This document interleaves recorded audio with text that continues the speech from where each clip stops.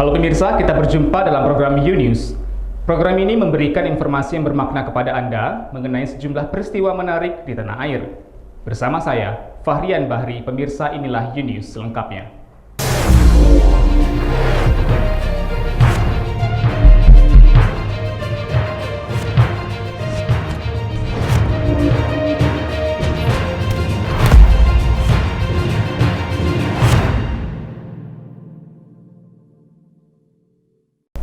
Kelompok kriminal bersenjata KKB kembali berulah, menembak mati 4 warga sipil dan membakar fasilitas Bandara Aming Ngaru Ilaga pada Kamis siang pukul 3 waktu Indonesia Timur, pekan ini.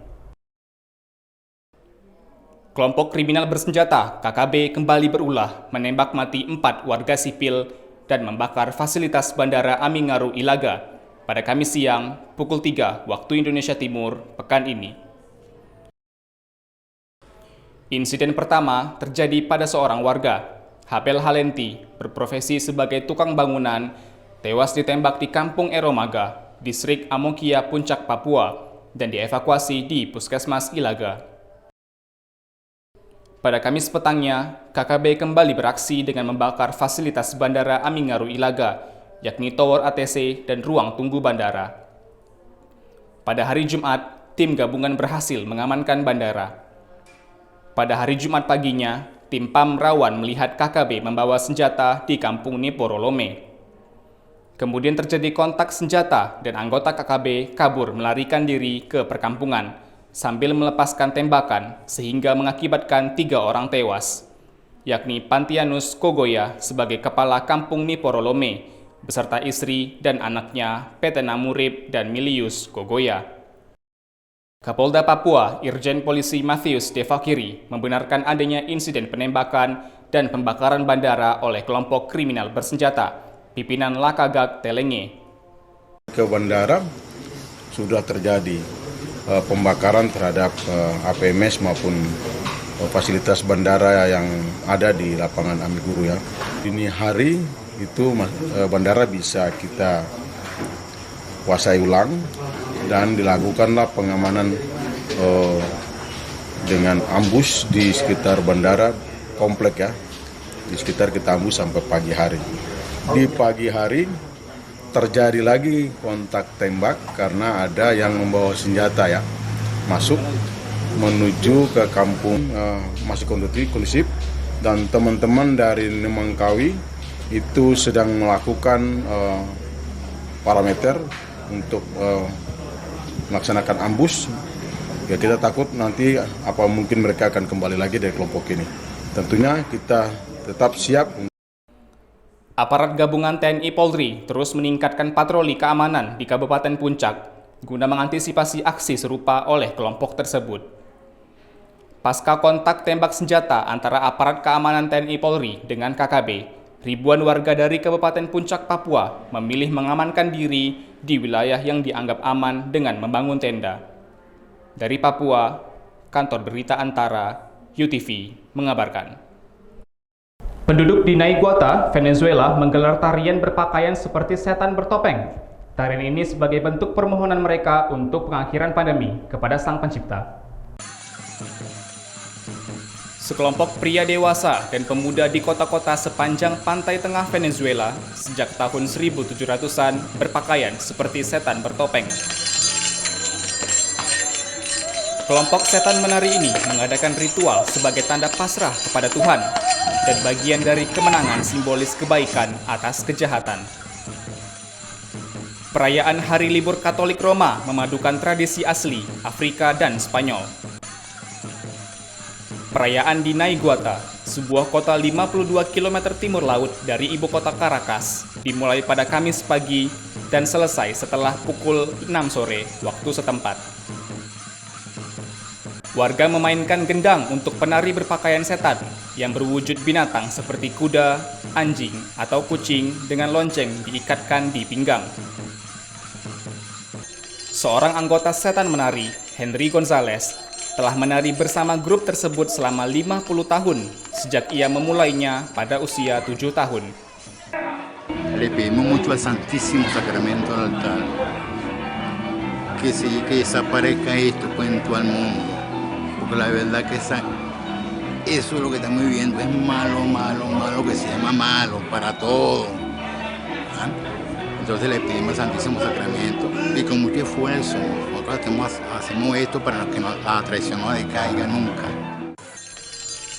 Kepala Asosiasi Setan Menari mengatakan pihak berwenang mengizinkan festival tersebut karena setan mengenakan masker di bawah topeng dekoratif mereka dan upacara di luar ruangan menerapkan langkah-langkah jarak pandemi. Los tiempos más difíciles. Hemos luchado con el problema económico, hemos luchado con la pandemia, hemos luchado con el problema político, hemos luchado con el problema social y aún así seguimos rindiendo culto y gracia al Santísimo Sacramento. Organisasi Pendidikan Ilmu Pengetahuan dan Kebudayaan Perserikatan Bangsa-Bangsa UNESCO menyatakan setan menari sebagai bagian dari warisan budaya tak benda kemanusiaan pada tahun 2012. Kantor Berita Antara UTV mengabarkan.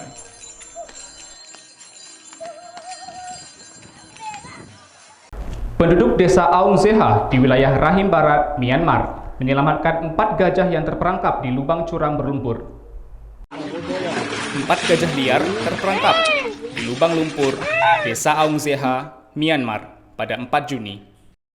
Penduduk setempat berupaya mengeluarkan gajah-gajah liar ini yang tak diketahui bagaimana dapat masuk ke dalam lubang. Penduduk desa di wilayah Rahim Barat biasa menghindari gajah ketika bertemu di hutan. Tetapi mereka takut hewan itu akan mati jika mereka tetap terperangkap di dalam lubang. Warga memanjat lereng curam di sisi lubang lalu membuat rute keluar bagi gajah-gajah nahas ini. Akhirnya mereka semua berhasil keluar dengan dukungan dari warga.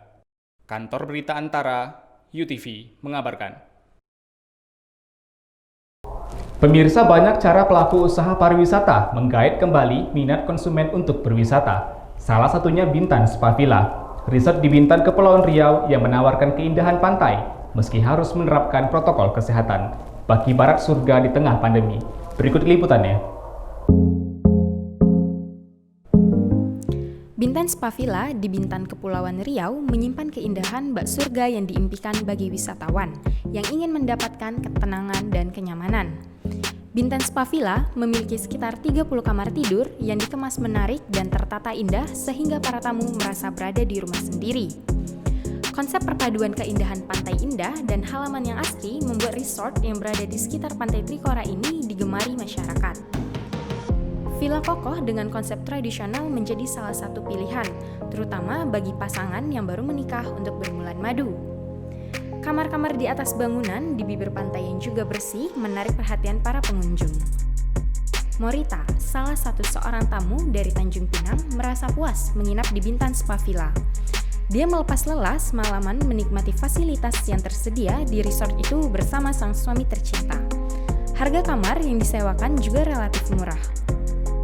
Kamarnya bagus ya, tempatnya juga bersih, nyaman gitu. Nggak terlalu ramai juga buat makan sekarang juga enak. Harganya terjangkau sih. Di musim liburan lagi kan.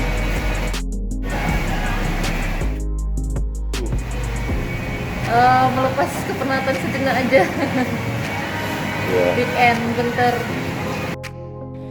Tamu lainnya juga menikmati fasilitas gratis seperti kolam renang dan olahraga kano. Bermain kano di pantai dangkal di sekitar pulau kecil yang berhadapan dengan resort ini menjadi salah satu pilihan bagi para tamu. Manajer Bintan Spa Villa, Feni, mengatakan resort yang dikelolanya cukup ramai dikunjungi wisatawan domestik terutama saat masa libur. Juni 2021, Bintan Spa Villa melakukan promosi cukup tinggi sehingga menarik perhatian wisatawan. Sekarang untuk bulan Juni kita lagi promo, jadi harga kamar itu sudah termasuk sarapan pagi dan simple dinner gitu Pak. Jadi kalau misalnya pagi lagi pasang, kita di sini banyak aktivitas juga seperti stand up paddle, jet ski, bisa main. Yang jet ski sama stand up paddle-nya itu dikenakan cas. Sekarang juga lagi promo, satu pack-nya 160. Untuk jet ski-nya 10 menit, kalau untuk stand up paddle-nya 30 menit. Kalau kano memang sudah termasuk fasilitas dari kamar. Bintan Spa Villa sempat tutup selama hampir setahun akibat pandemi COVID-19. Kemudian, mulai September 2021, resort ini kembali buka. Meeting kita ada juga kalau ikut protokol kesehatan kita batasnya itu 50 orang. Meeting kita ada juga kalau ikut protokol kesehatan kita batasnya itu 50 orang. Sebenarnya meeting room kita kapasitasnya bisa muat untuk 80 sampai 90 orang sih. Cuman karena kita ikut protokol kesehatan jadi muatnya maksimal 50 orang. Paket meeting ada half day meeting itu harganya 253, itu sudah net, sudah termasuk coffee break sekali, 4 jam meeting sama lunch. Kalau yang full day meeting itu harganya 499.000, sudah termasuk 2 kali coffee break, 1 lunch dan 1 dinner. Dari Bintan, UTV mengabarkan.